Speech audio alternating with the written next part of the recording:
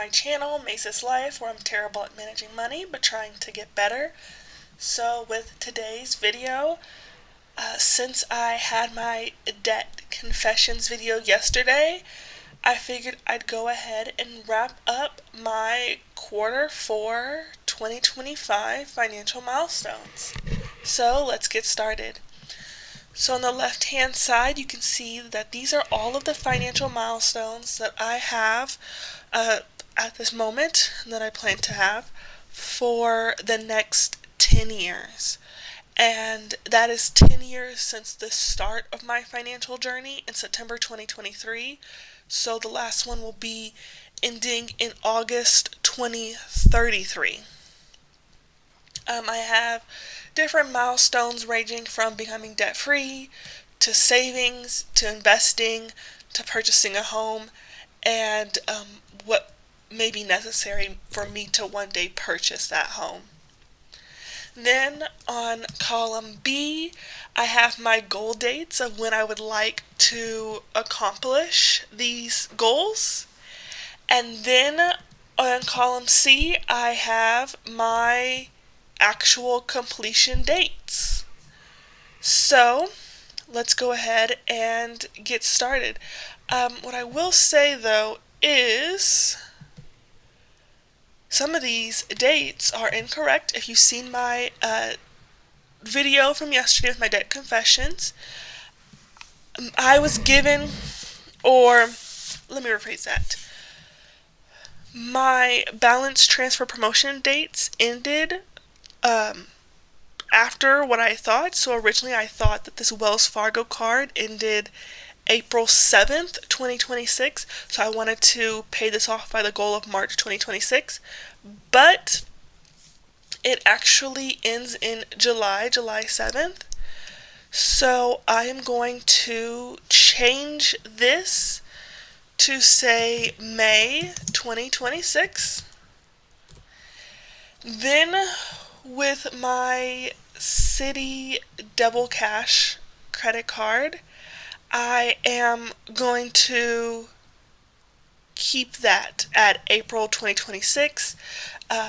In the video, I said I was going to make it May 2026, but I still want to keep this at April and just pay this card off sooner than my Wells Fargo card, just because that card is still going to need to be paid off by sooner than my Wells Fargo card is. So I'll just keep that at that April date. Everything else, however, stays the same. So since we last saw this financial milestone spreadsheet together, I have had a few changes. So the last one was for Q3, which ended September, but in October 2025, I was able to pay off my Bank of America Platinum card, and I did that without having to transfer that balance. And then same with my USAA rate card. I paid that off, but unlike the Bank of America Platinum card, I did transfer that balance as well as the balance from my Chase Freedom card in November 2025. So those balances got transferred over onto a new card, and that new card was the Citi Simplicity card. Alright. Now, if you want to learn more about that, you need to watch my debt confessions videos for my month 26th and 27th updates. But I'm not going to touch too much more on it here because I don't want to repeat myself for the people who watch those debt confessions videos, which I feel like are most people. So let's go ahead and see how much I have improved this entire year, not just quarter to quarter, but this entire year. So for my credit cards, I'm just going to move this down. You can see here that my credit cards, I was able to pay off my total credit card balance by 29%. and that's a huge change from last year. If I were to scroll over, last year it was still an improvement of 14%, which was an improvement from the prior year where it went negative. But in 2024, I had a lot of up and down months where I increased my debt, my credit card debt, instead of lowering it. But consistently throughout the year 2025, I never once went over on credit card debt or um, couldn't pay off at least the very minimum balance of what I contributed for that month. So this was a huge progress for me. This was the first year I have been ever able to do that. Again, I'm not going to go too much more into the specifics of it and these numbers. These numbers here in red, I mean, these are new cards that I never had before because of a balance transfer promotion to lower my interest. I just put negative 100%, but I don't know exactly what it is. I just thought that was a good enough number. Alright, then for my loans, I paid off my loans year to year 37%. So my entire loan balance decreased 37%, which is over a third of the starting balance of loans. And so then for my total overall debt, it decreased 33%. So a third of my debt went down just in 2025 alone. And if you look here, in 2024, 20% of my total loans went down, which is a fifth compared to a third, which is, even though it's a smaller number, it does mean it's a larger amount. And if you've seen my past videos, especially my 2024 spending plan videos, I put more money towards debt in 2024 than I did in 2025, but I made a lot of changes in 2025 with how much interest I was paying, and that is why I was able to pay off so much debt compared to the previous years. But again, I'm not going to go too much more into that. You can hear my spiels on that on my debt confessions videos. I believe it was my July debt confession video from 2025 where I talked more about that. It was a long video though. Alright. Then, so a goal of mine is to purchase a home one day. It won't be in the next year, but in order to purchase that home, I need to lower my debt to income because I will have to qualify for a loan, whether that's an FHA or a conventional, or there's a farm loan that I also qualify for. If I were to move out into like one of the farm towns. And those loans have strict requirements on how much debt you can have. So my goal was just to bring this down to 10%. I will still most likely have debt when I purchase a home, specifically with my student loans. I could I could pay off my student loans before I purchase a home. As you can see here, I have less than $10,000 of student loans, and it'll only get lower over time. But my student loans is one of my oldest debts, so I just keep that to help my credit age, because it is my second lowest debt, or longest debt. I've had my student loans for 7 years, and then I had my California Chase credit card for 9 years, and then I've had my Chase Freedom card for 6, and then my USA rate card for, my Chase card for 5, and then my USA rate card for 6. So, once I purchase my house, then I will try to focus on that student loan debt. But because of the credit help and the low interest rate as well, that is why I'll still probably purchase a home with student loan debt.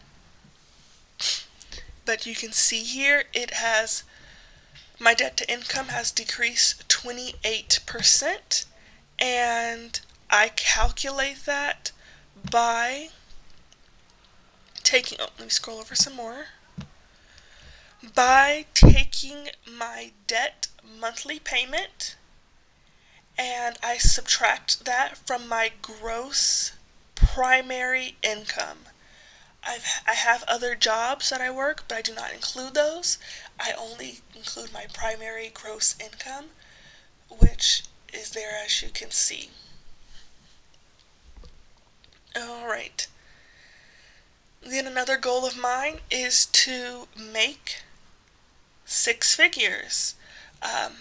There are months where I could receive possibly a high check from either a second job or a tax refund or something else. So 6 figures is $8,333 a month. So to account for any possible months where I might make that due to other reasons, I put right here as a milestone to make that amount for 3 months in a row. I have not yet hit that amount at all, but year over year I have made 3% more from January 2025 to December 2025. My primary gross income has increased by 3%.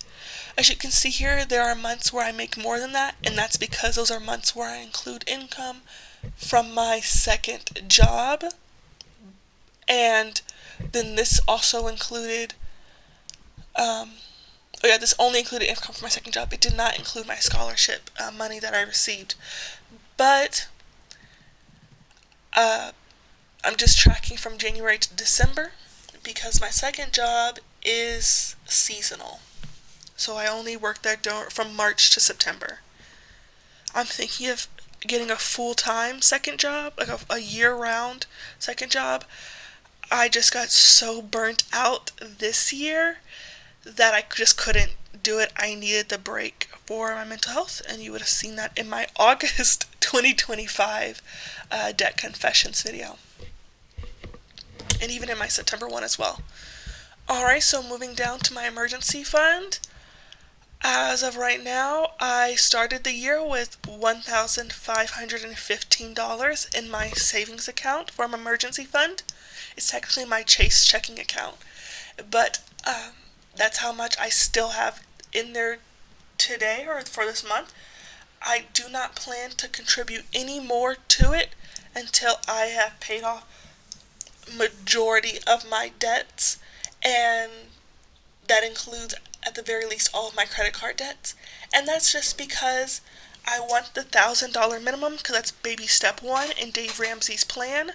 But then I also needed to add an extra $500 because Chase will charge me a fee of $12 a month if I have less than $1,500. And then I just threw in an extra $15 just in case for buffer. Alright. Then back to my financial milestones that are in relation to me one day buying a home. I want to improve my credit score. So my FICO 8 increased by 1% from January 2025 to December 2025. The reason why there was such a small change is because I opened several new credit cards in the year 2025 because I wanted to lower my interest rate. So if I were to scroll back up, you would see here that in 2025 I opened 3 new credit cards. And if I go back, and I also closed a credit card as well, which can also affect your credit score. But if I were to take you through my credit score history, you can see that for my FICO 8, opening and closing a credit score, a new credit card and closing an old credit card did not negatively impact my FICO 8 score. And I even put the dates of when I checked these scores, and I checked my FICO 8 through Experian. And then my Vantage 3, I check through Credit Karma, and that score is much more easily affected by closing and opening cards. You can see here that it fluctuated 20-30 points in months where it would only affect my score less than half that. And it would also increase just as much as well. So I don't, I know that when buying a home, they look at your FICO 4, 5, and 6 score, not your FICO 8. You can pay to get your FICO 4, 5, and 6 from, I think it's myfico.com, but I don't want to pay money right now while I'm in my debt journey, and I'm not planning on buying a home. I know originally I had said that I was not going to pay off my credit card early because I wasn't going to close my credit cards that were already paid off early because it's going to affect my credit score. But I've decided to go ahead and close them. One, so that way I'm not tempted to use them either for everyday purchases or for balance transfers. But then also two, because it doesn't affect my FICO 8 score negatively at all, closing and opening a card. And then also, it isn't going to be, or by it I mean my credit score, isn't going to be needed in the next year. And within the next year, if you can see here, I plan to pay off almost every single one of my remaining credit cards. So I am not worried about it affecting my credit score with my credit age. Actually, my credit age will improve, but with my credit limit, because it'll only be a temporary negative impact, if at all, for my FICO 8 score. Alright, let's move on. So then I have 3 goals in relations to buying a home and saving money for a down payment, a closing cost, and buyer's commission. And as you can see, I've not started those yet because I'm just not yet ready to with all the debt that I have. That is my first priority. Buying a house, I also have not yet done that either, so that's why it's just left blank. Alright, and then in my investments. So I have multiple investments. I have a IRA, just a regular IRA, not a Roth, just a regular one. And I have no idea what that's doing. I have not checked on it in years, but I know it's not invested in anything. And I need to move that money around or get an invested somewhere else. And then I also have like a random couple $100 at Charles Schwab, also not invested in anything as well. I just am too overwhelmed with figuring out investing to even look at those accounts. So right now I have only been tracking what's in my government pension, and my government pension has increased 21% this year. 21% this year. So I'm very happy with that. That is either a 7 or a 7.5% of my income that I have to contribute, and I can see that it's increasing, as well as if I were to click on the dates, I keep notes on the date that I checked, as well as how much of that amount is from my contribution, and then how much is from interest. Alright, and then my last financial milestone is in regards to when I finally look at those other retirement accounts that I have out there, and I try to max out my Roth IRA contribution every year. But I will not start working on that until I have, at the very least, paid off all my credit card debt and possibly even a few loans. But we'll see. But other than that, that is it. That is my Q4 2025 financial milestones. Thank you for following along. If you stayed to the end of the video, I'd love to have you join this journey with me. So hit subscribe, click the like, and leave a comment down below if you would like. My next video will be out tomorrow, and if you have any advice whatsoever, please leave it down below, as I would greatly appreciate it. But other than that, thank you, and until then, thanks for watching, and see you next video. Bye-bye.